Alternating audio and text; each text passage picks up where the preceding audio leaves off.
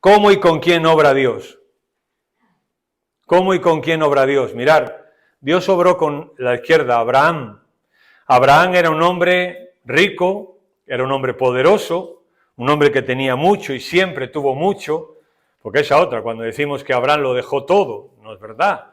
Abraham siguió siendo rico toda su vida, pero dejó su parentela y persiguió otro sueño distinto en su vida. Pero era un hombre así. Amós era un boyero. ¿Sabéis lo que significa boyero? El que cuida bueyes, más o menos, ¿no? Pues él era un boyero, y él lo dice en su libro, ¿no? O sea, ¿qué soy yo? Si soy, Dios me sacó de ahí, ¿no? O Salomón, un rey. Y una de las cosas que vemos en la Biblia es que Dios puede usar a todos, que da igual, niño, mayor, pobre, rico, sabio, un analfabeto, lo que sea, Dios puede obrar con cualquier persona y en cualquier circunstancia. Pero hermanos, hay que subir el nivel espiritual también, porque actividad no es espiritualidad. Cuando pensamos en este año que vamos a empezar, ¿qué retos tenemos en nuestra vida cristiana? ¿Seguir manteniendo lo que ya somos o queremos mejorar o queremos crecer? Necesitamos subir siempre el nivel espiritual, independientemente de que estemos sirviendo al Señor, de que estemos haciendo cosas. No podemos quedarnos ahí, porque lo que no podemos bajar es nuestro nivel espiritual, ¿no? Eso siempre hay que subirlo, porque actividad no es espiritualidad. O sea, porque yo venga al culto todos los domingos no significa que soy espiritual, más que otros. O porque yo haga cosas, porque se puede hacer, aquí puede venir cualquier persona todos los domingos, y ni siquiera ser cristiano. Me explico, ¿no?, con lo que quiero decir. Es decir, que el nivel espiritual es otra cosa, ¿no? Es nuestra relación con Dios, es nuestro testimonio con Él, nuestra vida de santidad, nuestra vida de piedad, que es cuando solo nosotros nos vemos y nadie nos ve, cuando absolutamente nadie nos ve y no nos ven los hermanos, ¿no? O mi esposa o quien sea. Ahí es donde uno tiene que subir el nivel espiritual, porque es verdad que en la Biblia vemos que Dios usó distintas personas, distintas situaciones, pero había algo en todos, y eran personas de un nivel espiritual al cual Dios podía usar. Y porque Dios muchas veces no especifica mucho en la Biblia cómo hacer las cosas.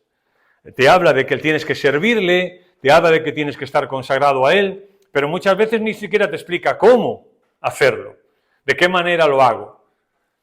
Yo qué sé, pues por ejemplo, si tú quisieras cantar, digamos que eso es una actividad, el primer ejemplo que se me ocurre. Si tú quisieras cantar, ¿no? Pues Dios no te dice cómo tú tienes que cantar, no te dice si tienes que cantar tirado en el suelo, si tienes que cantar sentado, si tienes que cantar de pie, si tienes que cantar con las manos en los bolsillos, si tienes que cantar con las manos arriba, no te lo dice Dios, ¿no?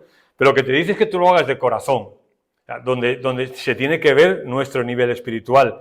Por ejemplo, Pedro dice, ¿no? Como aquel que os llamó es santo, sed vosotros santos en vuestra manera de vivir. O sea, eso es lo que importa realmente. Y así es cuando subiremos nuestro nivel espiritual, cuando subamos nuestro nivel de santidad y de compromiso con Él. La santidad no es solamente lo que yo hago, sino lo que yo dejo de hacer. De hecho, la santidad en la Biblia muchas veces se expresa en términos negativos más que en positivos. Más que decirte lo que tienes que hacer con la santidad, te explica lo que no tienes que hacer. Porque porque la santidad no es una cuestión de que yo diga, bueno, voy a ser santo, sino es qué no hago cada día, a qué estoy renunciando cada día. Por ejemplo, ¿no? En este año, ¿cómo he crecido en este año? Es una pregunta que tenemos que hacernos. ¿Qué tanto espiritualmente he crecido? ¿Cuánto he leído la Biblia? ¿Cuánto? ¿Cuánto tiempo he dedicado a la Biblia? ¿Cuánto tiempo dedico cada día a leerla? A que el Señor me hable a través de ella, a que el Señor se manifieste. ¿En cuánto me enfrento yo a la palabra de Dios? Y en estos días lo estaba pensando, ¿no? Que aún yo, por ejemplo, que me toca predicar de vez en cuando, pues me preguntaba, bueno, ¿hasta qué punto yo, cuando predico, muchas veces, y eso es inevitable, ¿no? Tú estás pensando en cómo poder ser de bendición a la gente, cómo explicar las cosas mejor, cómo hacer algo que sea entendible, que sea llevadero, etcétera, ¿no? Pero yo mismo me preguntaba, ¿no? Bueno, ¿y qué tanto yo me enfrento también a eso? ¿Qué cosas he dejado en este año? ¿He dejado algo por el Señor en este año? ¿He renunciado a algo o no? ¿O hay cosas que llevo con ellas 20, 30, 40 años y a eso no estoy dispuesto a renunciar? Y esas cosas las justifico. Pues hay que subir el nivel, porque cuando vemos las personas que Dios usó en la palabra, cuando había algo en ellos que estaba mal, Dios trató con ellos. Y Dios les hacía ver sus errores, y les hacía ver sus equivocaciones, para que ellos se pudieran arrepentir, para que ellos pudieran reconocer. ¿Qué he dejado? ¿Qué he hecho en la iglesia? ¿Qué tanto he hecho en la iglesia? Esto es responsabilidad de todos, hermanos. La iglesia somos todos, no es el local. La iglesia no es el pastor o los ancianos o los líderes, hermanos. La iglesia somos todos. Y todos somos llamados a aportar nuestro granito de arena. Y la iglesia funcionará en la medida en que todos funcionemos. Porque si solo funcionan 2, 3, 4 personas, al final la iglesia va a ser lo que esas 2, 3, 4 personas quieran.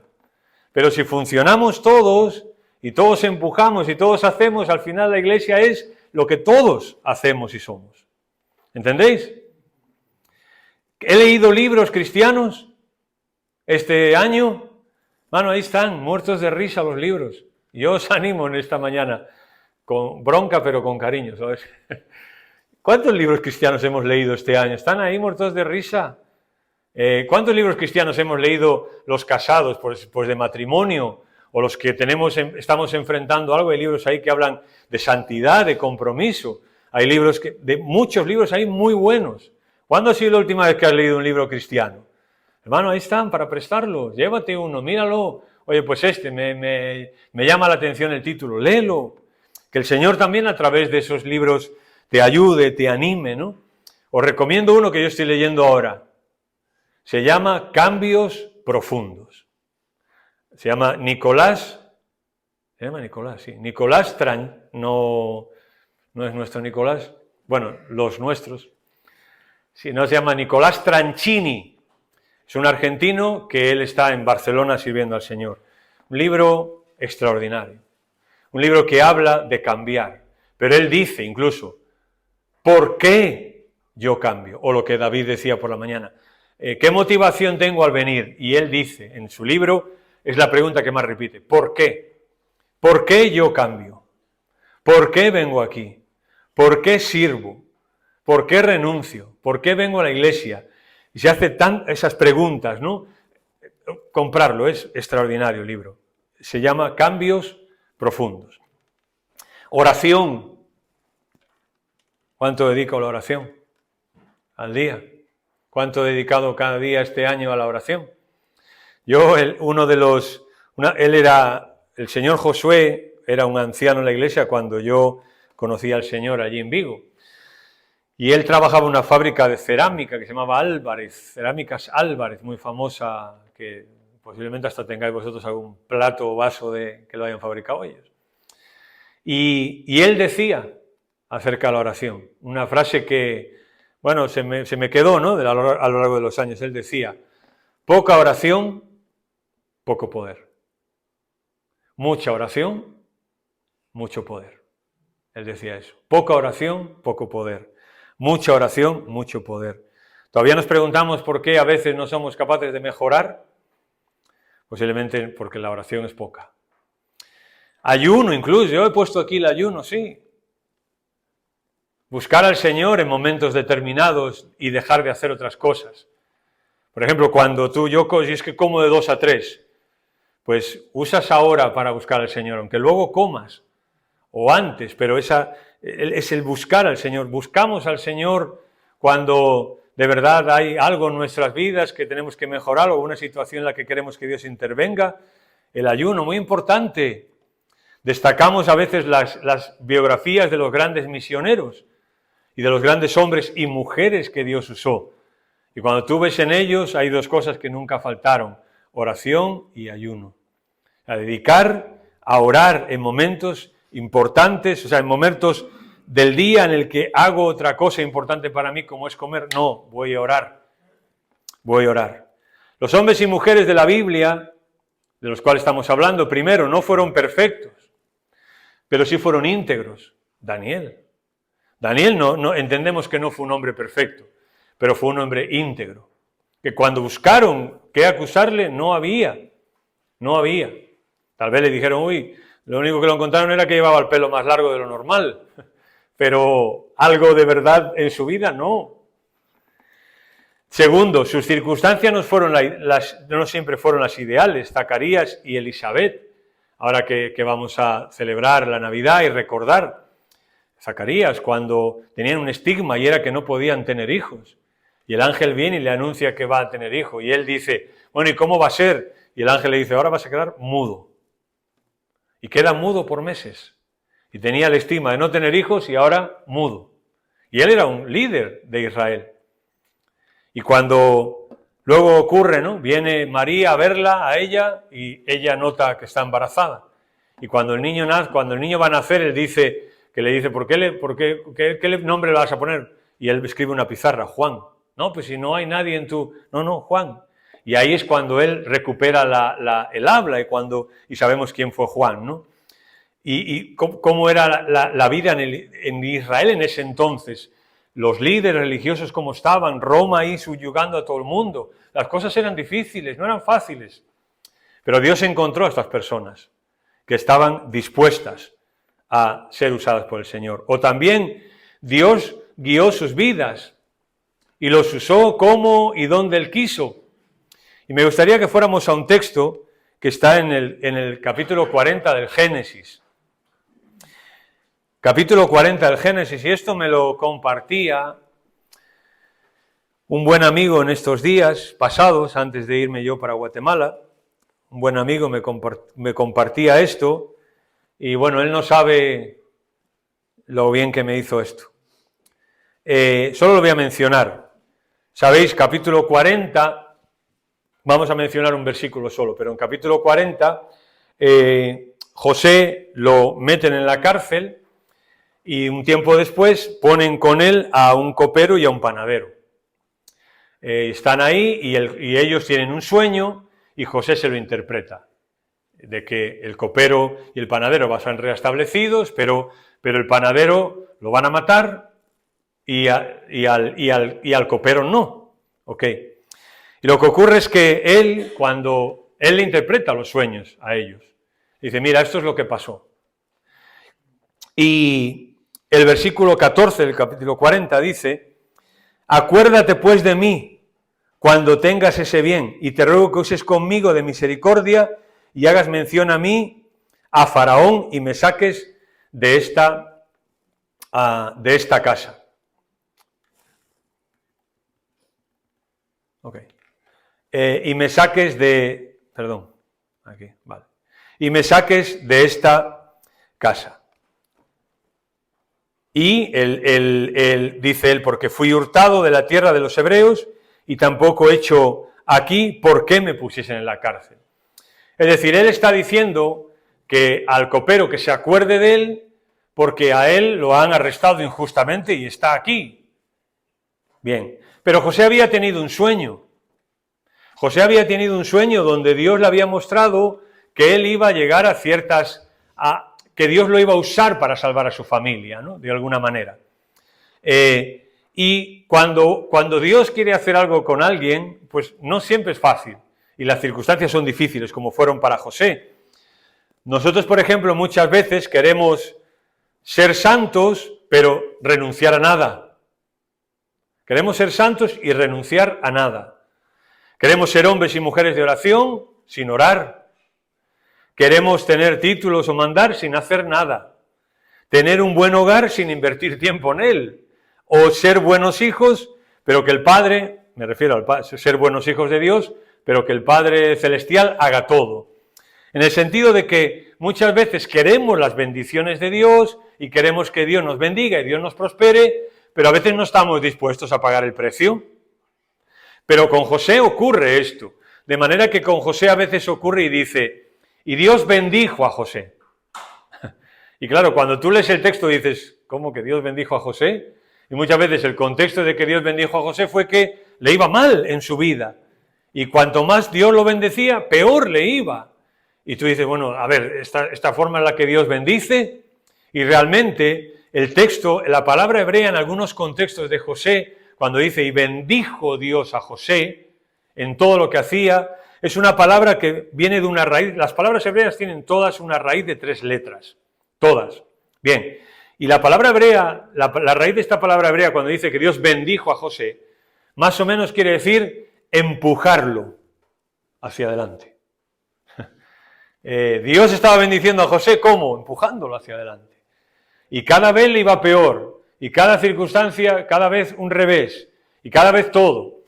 Y yo supongo que Dios estaba diciendo, bueno, José, yo te he dado un sueño, ¿no?, que vas a hacer esto, pero yo te estoy empujando hacia adelante. Y en ningún momento vemos a José quejarse. En ningún momento vemos a José protestar de lo que le estaba ocurriendo. Y aquí es donde vamos. Vamos al versículo 20 del capítulo 40. Al tercer día, el que era el del cumpleaños del faraón, el rey hizo un banquete a todos sus sirvientes y alzó la cabeza del jefe de los coperos y la cabeza del jefe de los panaderos entre sus servidores. E hizo volver a su oficio al jefe de los coperos y dio a este la copa de la mano de Faraón. Mas hizo ahorcar al jefe de los panaderos como lo había interpretado José. Y el jefe de los coperos no se acordó de José, sino que lo olvidó. No, el copero se olvidó de José. ¿No era que Dios lo estaba bendiciendo? El copero se olvidó de José. Y nosotros a veces hemos dicho, vaya tela que el copero se olvidó de José. Y vaya tela lo que ocurrió, y cómo puede ser, y qué injusticia, y pobre José, lo que le pasó, fíjate tú, un hombre fiel, un hombre santo, un hombre que quiere crecer, que quiere cumplir los sueños de Dios, y Dios permite todo esto en su vida, vaya tela, pensamos, ¿no? Pero este amigo que yo digo que hace un mes, me dijo esta frase. Me dijo, menos mal que el copero se olvidó de José. ¿Por qué decimos esto? Porque es verdad. Pero luego dice, pasados 2 años, Faraón tuvo un sueño. Y mandó llamar a la recua de Rapel y Aramis Fuster que había allí en aquel entonces. Pasar, nadie. Y nos dice el texto que entonces el jefe de los panaderos, capítulo 41, versículo 9, entonces el jefe de los coperos habló a Faraón diciendo, me acuerdo hoy mismo de mis faltas. Cuando Faraón se enojó contra sus siervos, nos echó la prisión de la casa del capitán de la guardia, a mí y al jefe de los panaderos, él y yo tuvimos un sueño en la misma noche, y cada sueño tenía su propio significado. Estaba allí con nosotros un joven hebreo, siervo del capitán de la guardia, y se lo contamos. Y él nos interpretó nuestros sueños y declaró a cada uno conforme a su sueño. A partir de ahí, ¿sabéis qué ocurrió? José llega a ser la mano derecha del faraón, llega a administrar el país, su familia, que eran apenas una familia grande, puede venir a Egipto, se establecen allí, pueden prosperar. 400 y pico años después tenemos al pueblo de Israel con más de 2 millones de habitantes, y Moisés saca a su pueblo y lo introduce en la tierra prometida.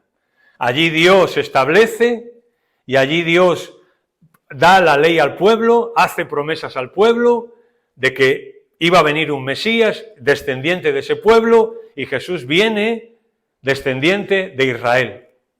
¿Dónde empezó todo eso? Cuando el copero se olvidó de José.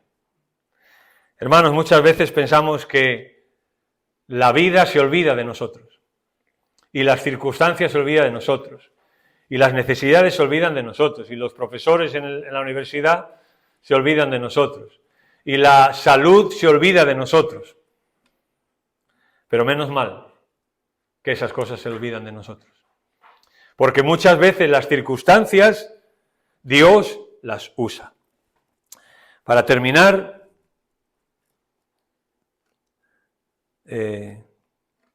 os quiero contar una historia.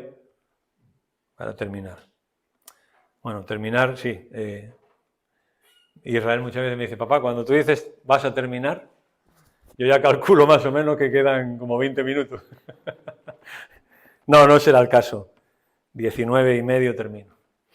Esta es una historia de Perpetua y Felicitas. Ellas son dos chicas. Perpetua era la jefa, digamos, la dueña. Felicitas era esclava y Perpetua era la dueña. Era la dueña, ¿no? La amo, como se llamaba, ¿no? Bueno, ¿entendéis? En el año 203, bajo la persecución de Septimio Severo, ante su negativa de adorar a los dioses paganos, fueron condenadas a muerte en el anfiteatro. Felicitas estaba embarazada de 9 meses cuando, bueno, no, de casi 9 meses, cuando la arrestaron y las metieron a las dos en la cárcel. A Perpetua con un niño de 8 años y a Felicitas embarazada casi de 9 meses, casi a punto de dar a luz. Sáturo era quien les habló del Señor a ellas, y el que las discipuló. Cuando Sáturo se enteró que las habían arrestado y a él no, él fue allí y dijo que él también era cristiano y lo arrestaron con ellas para acompañarlas en ese tiempo. En su diario, que hay un diario que se conserva de ella, dice Perpetua, nos encerraron en un lugar muy oscuro, con un calor insoportable y muchísima gente. Ante eso, ¿qué pedía ella? Dice, lo que más yo pedía a Dios con mi hijo de pocos años conmigo, era que Él nos concediera valor de ser capaces de sufrir y luchar por el Señor.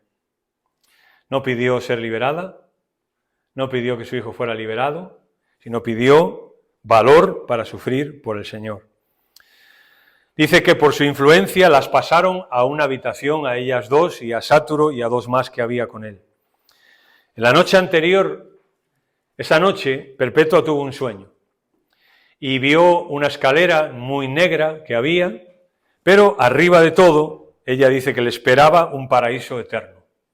Y se lo comentó a los que estaban con ella allí. Y cuando lo comentaron, entre todos se propusieron y oraron permanecer fieles al Señor hasta el fin. Cuando a Perpetua la llevaron ante los tribunales, pues le dijeron que tenía que negar al Señor. Y ella dijo que no. Si no, la iban a matar y la iban a meter en el anfiteatro con las fieras. Y ella dijo que no. Su padre vino y le pidió por favor que renunciara a su fe para salvar su vida, que su hijo iba a necesitar de ella. Y ella dijo que no. Su hijo tenía poco tiempo y usaron al niño para presionarla a ella. Llevaron el niño delante, le dijeron que si no, ¿qué iba a pasar con el niño? Que iba a morir. Y ella dijo que no, que no. A su padre en el juicio le dijo, ¿ves este cántaro? Dijo, sí. Pues a este cántaro no se le puede llamar una cuchara o un pocillo, se llama cántaro. Y yo no me puedo dejar de llamar cristiana para llamarme pagana. Dice que, en su diario dice que mi padre era el único que no se alegraba porque nosotros íbamos a ser mártires por Cristo. El problema era que Felicitas estaba a punto de dar a luz y había una ley que decía que no podían matar en el circo a una persona que iba a dar a luz y por tanto ella no la podían matar. Ella oró y dijo, Felicitas, oró para que pudiera dar a luz esa noche y que su hijo se lo llevaran unas hermanas de ella, unas hermanas en Cristo, y que ella pudiese morir al día siguiente.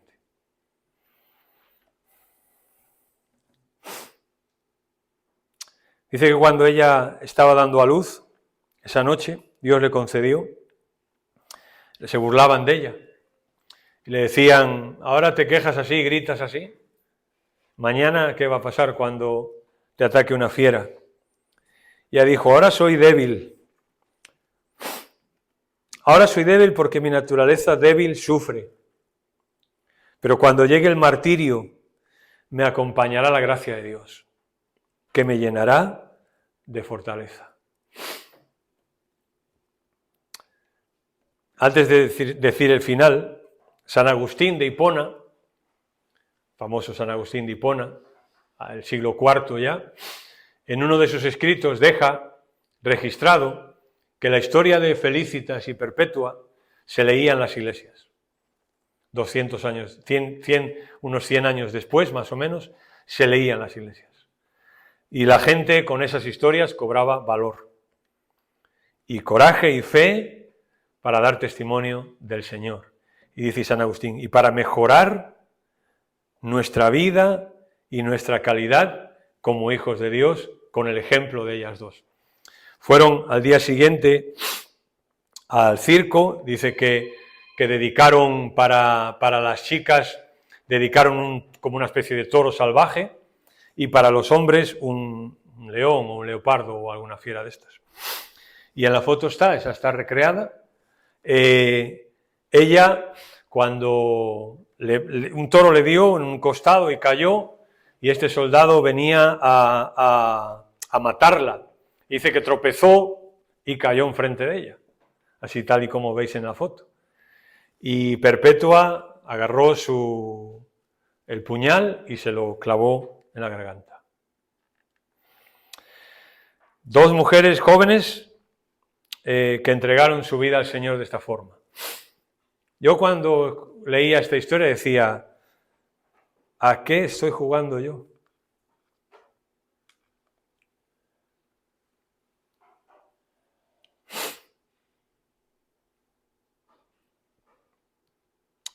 ¿Qué vida cristiana llevo? ¿Qué compromiso tengo yo con el Señor?